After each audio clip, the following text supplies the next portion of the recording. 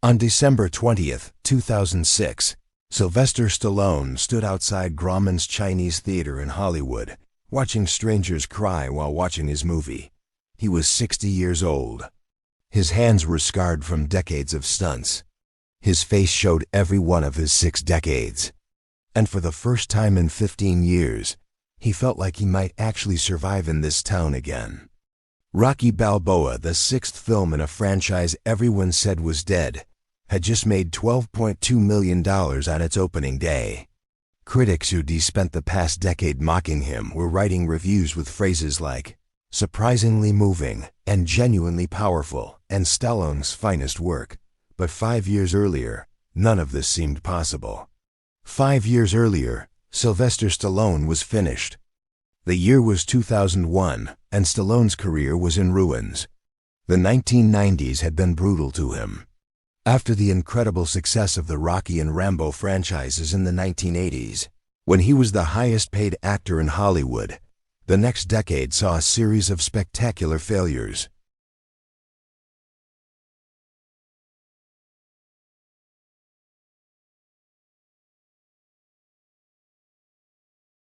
Judge Dredd, 1995, was a critical and commercial disaster. Daylight, 1996, flopped.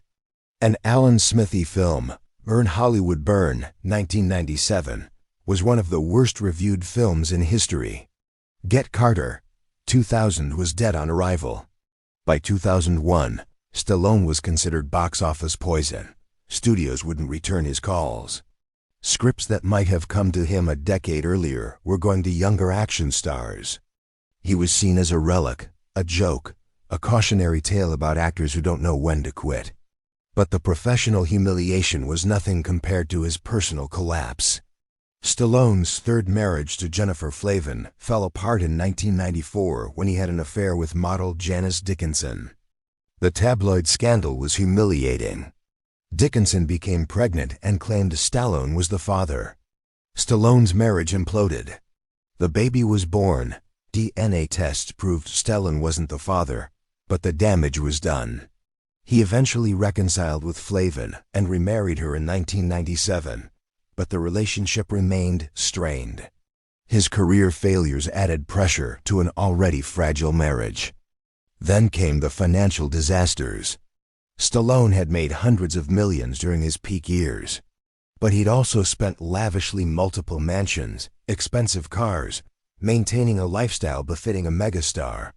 Worse, he'd made terrible investments. In 2000, his production company went bankrupt. A restaurant chain he'd invested in collapsed. Real estate ventures soured as the market shifted. His business manager had made a series of catastrophic decisions that Stallone hadn't caught until it was too late. By 2003, Stallone's net worth had cratered. He wasn't homeless, he still owned property, but much of it was mortgaged.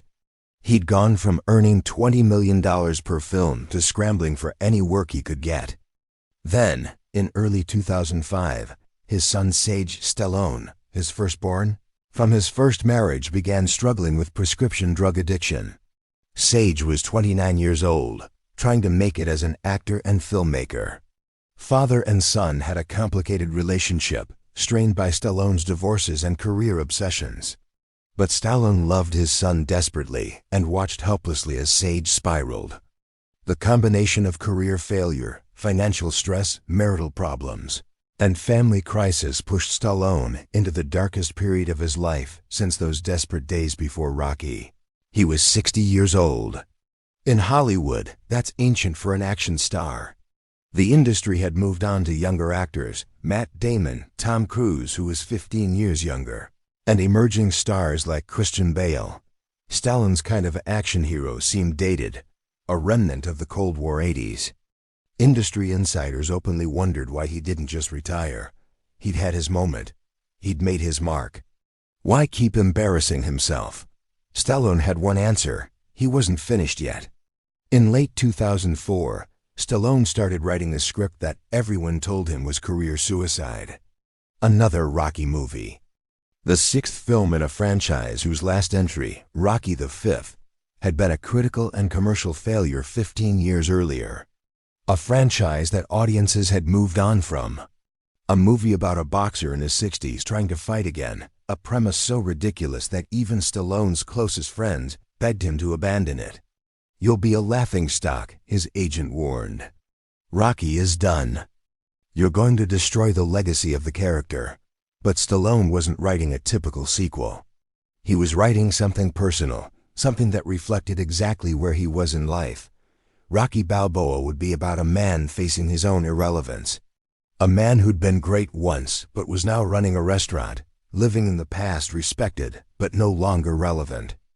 A man who wanted one more fight, not to reclaim glory, but to prove to himself that he still had something left. It was autobiography disguised as a boxing movie. Stallone spent 6 months writing the script. Unlike the fevered 3-day creation of the original Rocky, this was a slow, painful process. He wrote scenes and threw them away. He struggled with tone. How do you make a story about a 60-year-old boxer compelling without making it pathetic? How do you honor the original Rocky while acknowledging that time had passed? He wrote from his failures. Every rejection he'd faced in the past decade went into the script. Every moment of humiliation, every critical review that mocked him, every studio executive who dismissed him. But he also wrote from something deeper, the understanding that getting older doesn't mean giving up. That relevance isn't about age, it's about hunger, about still having something to prove. When he finished the script in mid-2005, he sent it to MGM, the studio that now owned the Rocky franchise. They said no. MGM's response was blunt. "Nobody wants to see a 60-year-old man fight. This will bomb and damage the franchise value." Stallone tried other studios. Universal passed. Warner Brothers passed. Paramount passed. Every major studio in Hollywood rejected Rocky Balboa. The consensus was unanimous. This was a vanity project by a washed-up actor desperate to reclaim past glory. It would be an embarrassment. It would fail. Nobody wanted anything to do with it. Stallone faced an impossible choice. He could accept the rejection and let the script die. Or he could do what Rocky would do, bet everything on one more fight. He mortgaged his house. He mortgaged his remaining properties. He put together a production budget of $24 million, a fraction of what modern blockbusters cost. But everything Stallone could scrape together, he would self-finance Rocky Balboa. His financial advisors called it insanity. His family was terrified. If the movie failed, Stallone would be financially ruined. At 60 years old, with his career already in shambles, he wouldn't recover. Production began in late 2005 in Philadelphia. The first day of shooting, Stallone stood on the same streets where he'd filmed the original Rocky nearly 30 years earlier.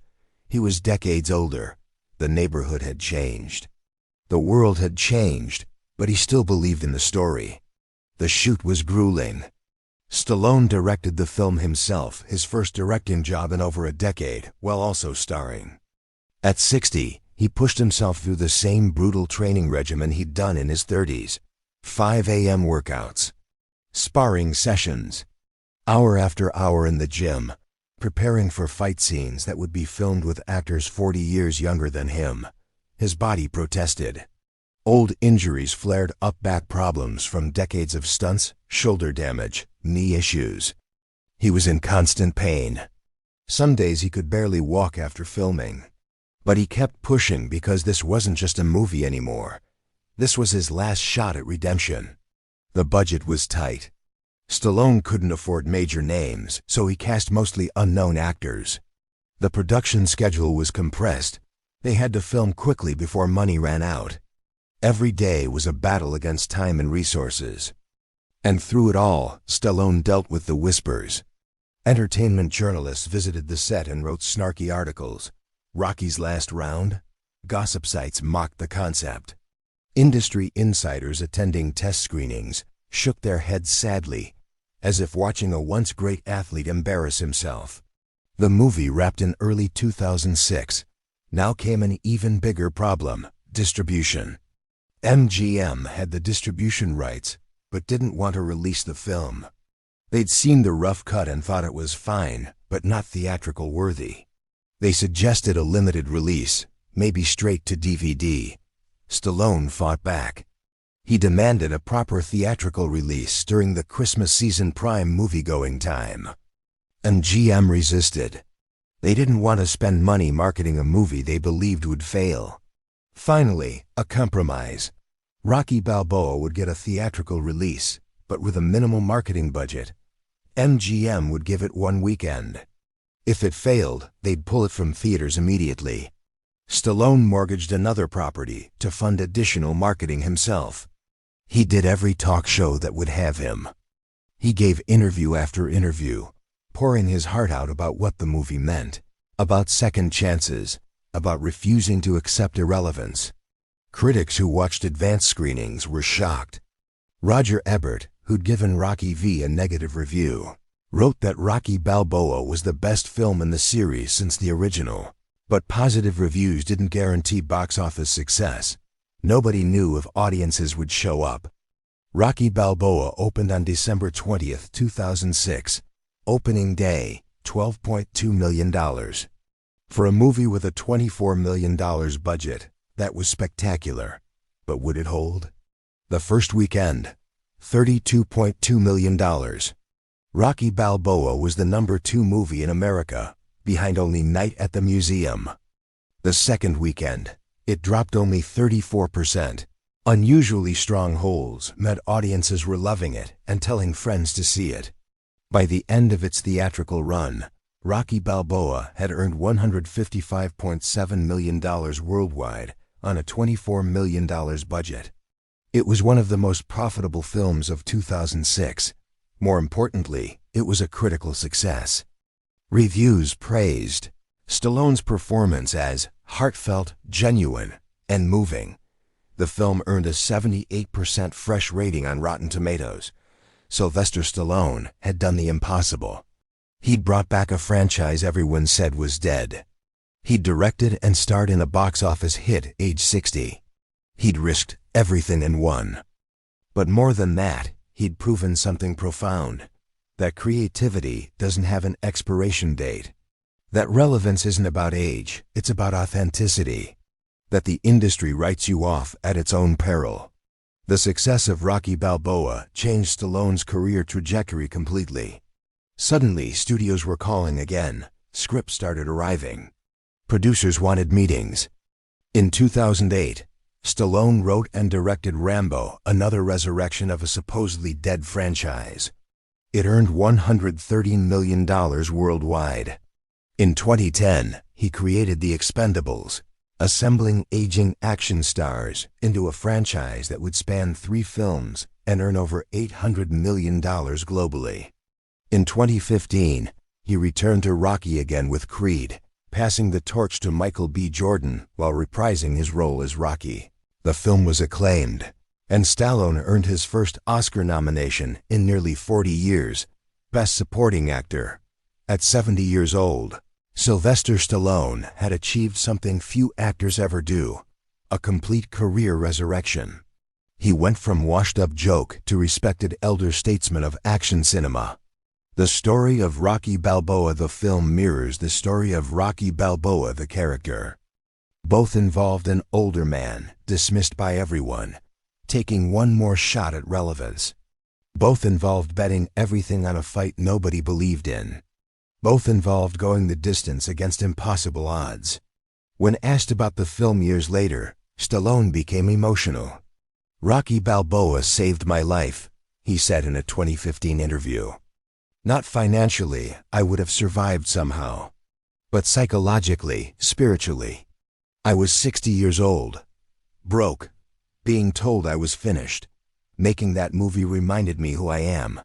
Rocky doesn't quit, and neither do I." He paused, collecting himself. "People ask me what my proudest professional achievement is. They expect me to say the original Rocky or the Oscar nomination. But honestly, it's Rocky Balboa. Because the first Rocky, I was young and hungry and desperate. Of course I fought hard, I had nothing to lose. But Rocky Balboa? That took real courage. That took believing in myself when everyone, and I mean everyone, said I was wrong. The film's most famous line comes when Rocky says to his son, "It ain't about how hard you hit. It's about how hard you can get hit and keep moving forward. How much you can take and keep moving forward." Sylvester Stallone lived that line. He got hit by career failures. He got hit by financial disasters. He got hit by an industry that declared him irrelevant. He got hit by critics, by studios, by friends who told him to give up. And he kept moving forward. At 60, broke and dismissed, he made a movie about a man who refuses to accept irrelevance. And in doing so, he proved that he himself refused to accept irrelevance. Rocky Balboa, both the character and the man who created him, is the ultimate comeback story. Not because of one miraculous resurrection, but because of the refusal to stay down. Because when the world counts you out, the only person whose count matters is your own. Stallone was counted out. He proved them wrong.